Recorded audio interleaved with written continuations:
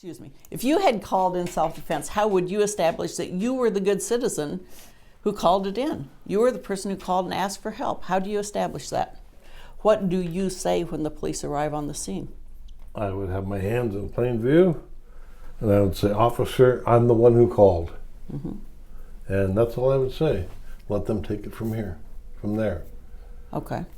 And they would probably say something like, first of all, they would make sure that the scene was secure. Mm-hmm. And then they would say, "Well, what happened?" Or they probably ask you your name. So, Mm-hmm. "Well, Frank, what happened?" Mm-hmm. And what are you going to say? And you're going to say, "Listen, I'm going to explain what happened. Not in great excruciating detail, Mm-hmm. but I'm going to tell them why I felt the need to pull my gun. The man was threatening me. He was threatening other people. He had a knife. He said that he had a knife. He said that he had a gun." And I would be explaining to them why I felt the need to pull my gun. Now I can hear in the background all the attorneys, "Oh my God, he's saying that he would tell the police." Yeah. What happened? Well, I'm going to be a good witness. Mm-hmm. Yeah, I'm not going to get into excruciating detail about what I did. Well, based on my training and experience, I probably put 1.65 seconds to sweep my jacket back and draw my pistol and point it out. My finger was off the trigger, officer, and my thumb safety was still on. Yeah, I wouldn't go like that way. Yeah. You know. So it really is a balancing act. I mean, I ask, how much can a person realistically communicate to a first responder who's got a lot of things to deal with, compared against how much detail is too much, to where really they're just going to shut you up and put you in the back of the car while they finish figuring out what happened. Well, yeah, I'm not going to go into much detail at all. Okay. As far as what I did. Good. I will give as much detail as I'm assured of what the other person was doing. Mm-hmm. And then I would politely say, "Officer, if you're investigating me for a crime, I would like to talk with you, but only after my attorney is present." And you would make that statement before feeling like you were under arrest, before being Mirandized. Mm-hmm. You would go ahead and control the narrative. Mm-hmm. You're not always going to get a responding officer or two, a crime scene technician or a shooting incident reconstructionist. You may get the one-man police department mm-hmm. who is a reserve officer with 160 mm-hmm. hours of training, has never investigated a crime in his or her life. Mm-hmm. That might be the sophistication of the police response mm-hmm. you get. Mm-hmm.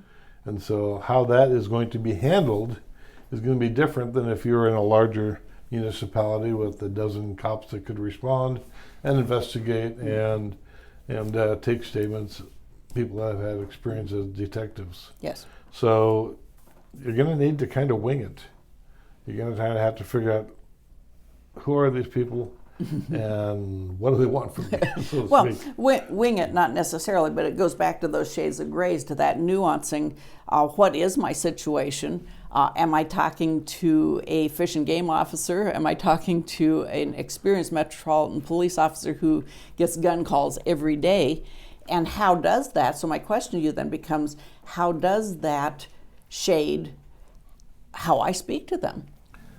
Well, if you have that minimal police response mm-hmm. person, they're probably not going to make an arrest unless they're absolutely clear that you've committed a crime. And that's why being a good witness will help your fate that night. Mm-hmm. What they'll probably do is say, "Listen, I've got to run this by the prosecutor, make sure that they've got good location for you mm-hmm. so they can recontact you and go from there." Mm-hmm. But if it's a medium to larger size police department, you may then be arrested and put into custody, and maybe not even arrested as much as detained and put into custody. It'll probably be something along the lines of, "Hey, George, would you like to come down to the police station to give a statement?" Mm-hmm. And George will say, "Sure. Yeah. I'll meet you down there, or I'll ride with you, or whatever." But and then so, "Well, we got a copy for It's For our policy. safety. And so you end up being cuffed in the back of the police car. You may not be arrested at that point, even though you look a lot like you're arrested. Mm-hmm. But you're just being detained for questioning. And so you show up at the police station. They will probably then take the cuffs off of you after they've frisked you, searched you, taken all weapons, and sit you down in an interrogation room. They'll call it an interview room, but it's really, in fact, an interrogation room. I'm feeling pretty arrested at that point. Yep. But no one's Mirandized me yet. Nope. How does this guide my decision to simply ask for counsel, or to decide to give that minimal statement about why I did what I did? If I have been placed in handcuffs and transported to the interrogation chambers, I'm not going to say another word. Okay. I'm going to invoke my right to have an attorney present before any questioning. Mm-hmm. So not being free to leave is kind of a bright line decision point for you. Actually, the bright line is the handcuffs. Yeah, I can remember that. Okay. If I've been handcuffed, they don't get anything more from me unless it's vital for me to prove my innocence later on. And something like that might be, officers, don't forget to look under the bushes where he threw the knife. And I might say something like that. I'm remembering an incident that we wrote about in a 3-part series some years back, where a man was attacked by his neighbor, and he eventually was threatened so badly that he shot and killed the man. He was put in the back of the police car for a fairly substantial period of time before they transported him under fairly bad conditions. If you're eager to get your basic statement out at that point, are you going to try to spill that to anybody who comes to ask, hey, do you need a bottle of water? Are you okay? Probably not. Yeah, and you got to understand something. When you choose to put a deadly weapon on your body in our society, then you've taken on a broader responsibility than just the average person who doesn't have that with them. And that responsibility is basically to be able to explain to the investigators why you had to use force against this person. If you're not willing to take on that responsibility, then I would respectfully suggest you leave the gun in your bedroom drawer under your underwear. Because you're basically assuming the role that police have usually been asked to provide in our society. You've decided that you're willing to take a gun out and shoot somebody under certain circumstances, and you better be ready to at least explain in basic details why you did that. Well, and I remember a statement that one of my mentors made many years ago, and that was to the effect, you'll be such a trembling bowl of jelly and so discombobulated that you won't be capable of making a cogent statement, or you won't be capable of stopping talking once you start talking. And that's actually kind of insulting when you consider that armed citizens undergo stress inoculation training, that some of them do. Well, maybe this goes to who should carry in public or who shouldn't. But I do take umbrage with that blanket statement that you were good and you were in compliance with the law and social standards as to when to use force and when not to, but suddenly the incident's over and you're not competent to decide what to say, what's too much, what's too little. That's troubling to me. And if you believe you are one of these people, then I would highly recommend you go through some training that addresses this particular situation. Many years ago, when I ran the Firearms Academy of Seattle, one of our instructors was a lady named Kathy Jackson. And Kathy, after being involved in one of our higher level classes where we put a person who had just been in a simulated deadly force incident, Yes. and we started questioning them, they didn't do a very good job of answering the questions. And she says, why don't we include this in our training? What to do, what to say, how to act. It's just brilliant.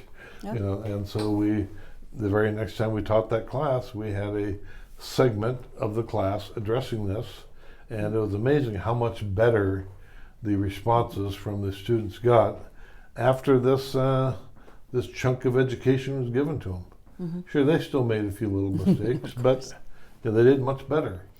And so this is the type of training that a person needs to need to put themselves through, training how to handle the aftermath of a deadly force incident. Not only the specific instruction, but role play as well, Yeah. so that they get some experience making those decisions on the fly, perhaps making those decisions under stress with someone yelling and hollering.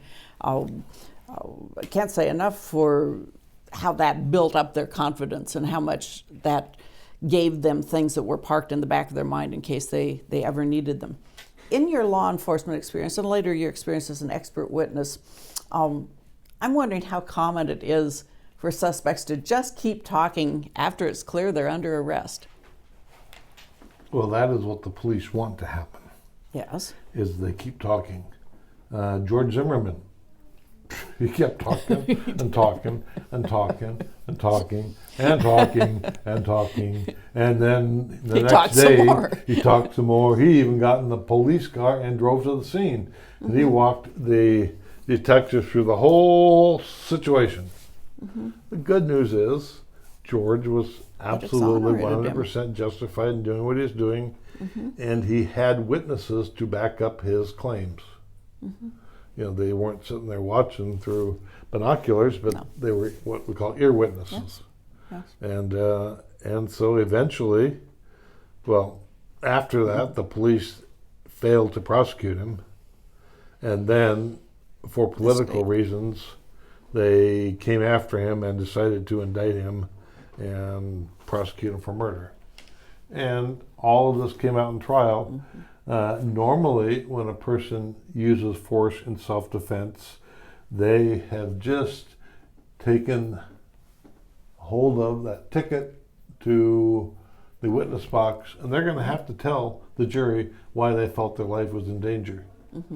The good news is they videotaped George telling the investigators why his life was in danger, and in fact they had photographic evidence of the wound on the back of his head when Trayvon Martin was smashing him into the concrete. And so that was all there, but that's an anomaly. Okay. You know, typically, when I see people incriminating themselves, they're doing it at the behest of investigating officers, detectives, and the detectives are trying to twist his words around a little bit and get him to make statements that might be believed by the jury to be incriminating.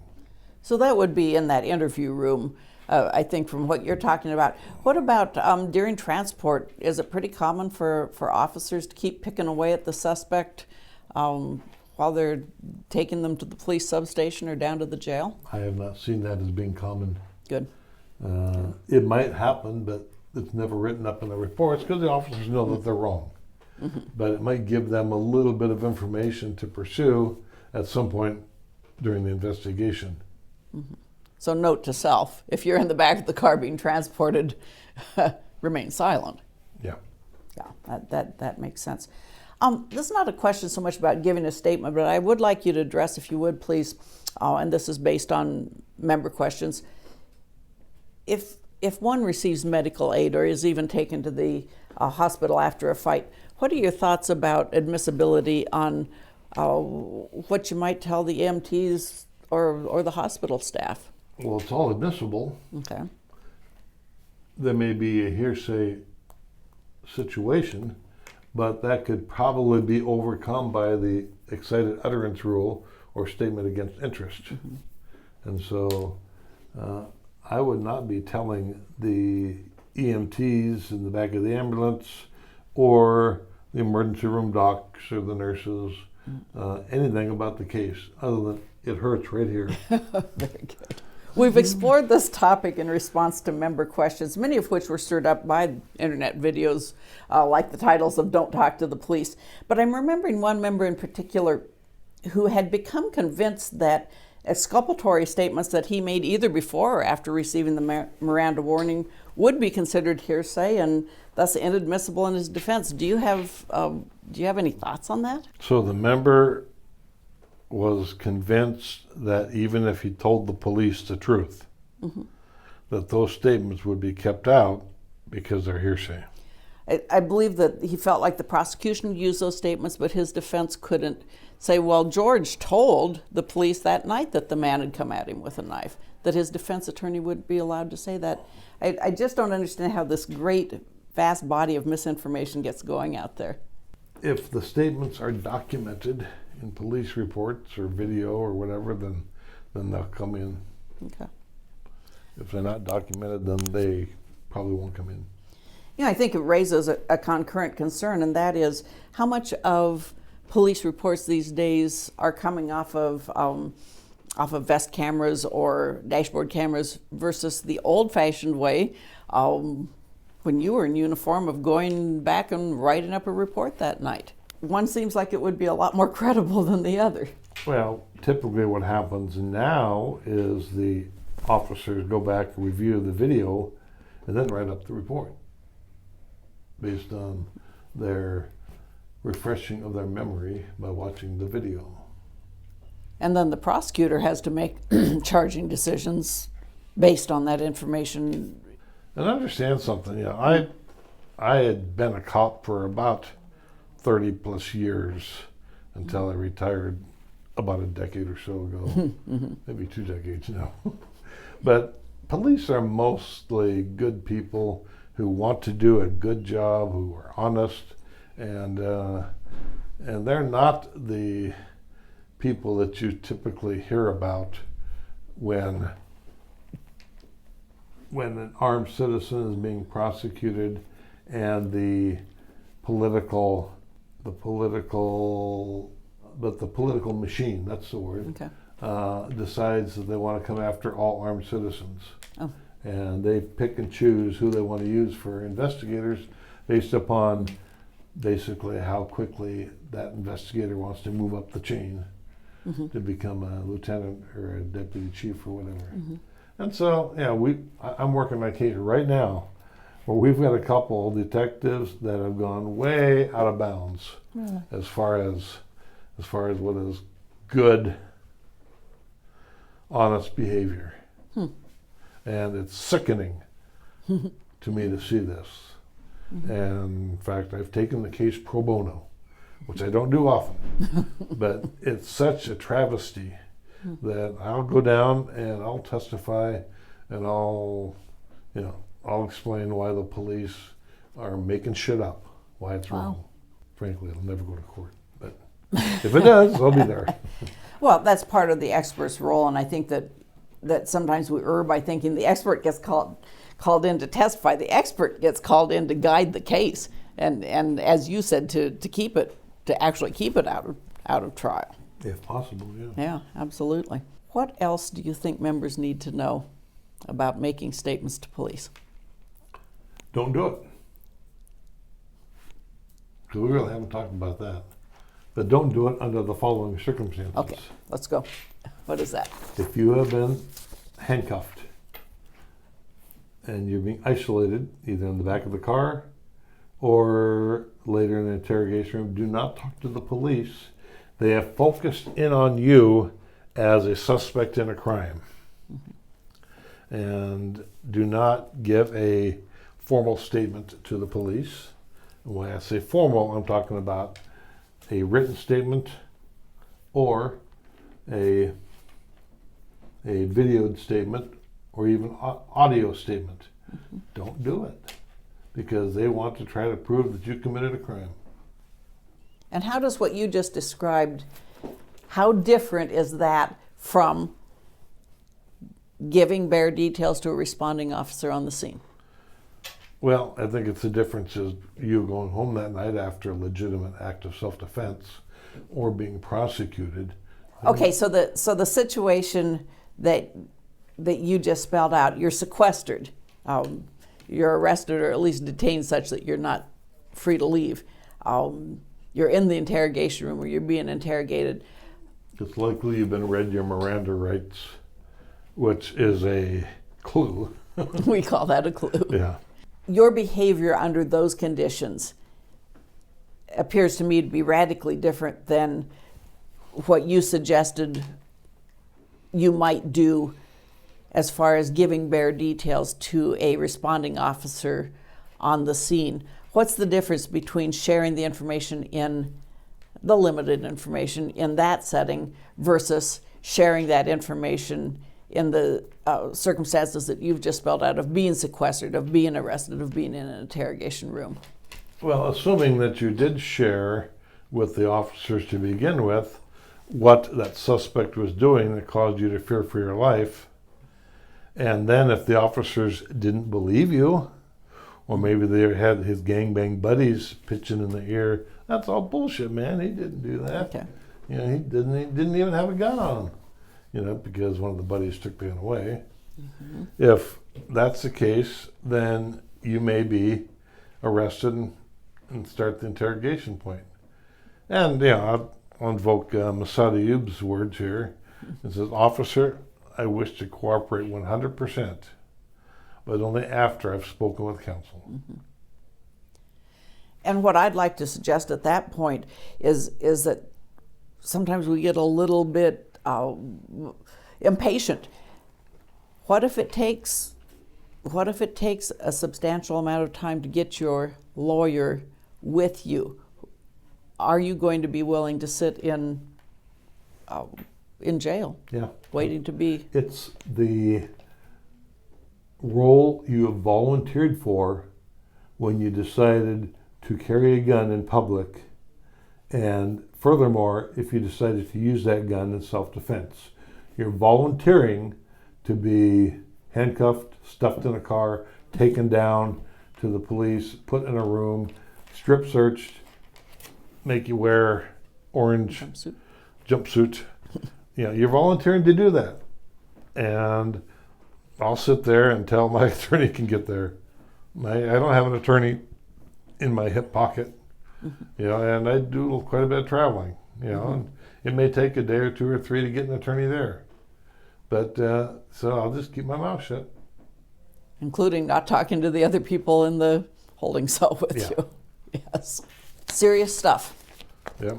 Serious stuff. Anything further? Yeah. When watching YouTube and you come across an attorney that gives a diatribe about don't talk to the police, if you're involved in a self-defense incident, don't talk to the police, you are inviting arrest. The attorney isn't the one that's going to go to jail. It's you. The attorney isn't going to miss work. The attorney is actually going to get more work. You know, and I'm not saying don't say I want to talk to my lawyer, but there's a flip side to that, is that you're going to very likely be arrested. Mm-hmm. And so you need to prepare yourself to be going to jail, etc. On the other hand, if you follow my line of thinking and you let the police know what the person was doing that caused you to act in self-defense, then perhaps, maybe they'll go down that road in their investigation a little bit, and you won't be arrested that night. And you can get together with your attorney the following day and arrange to go talk with detectives and give a full, complete statement at that point. Very good.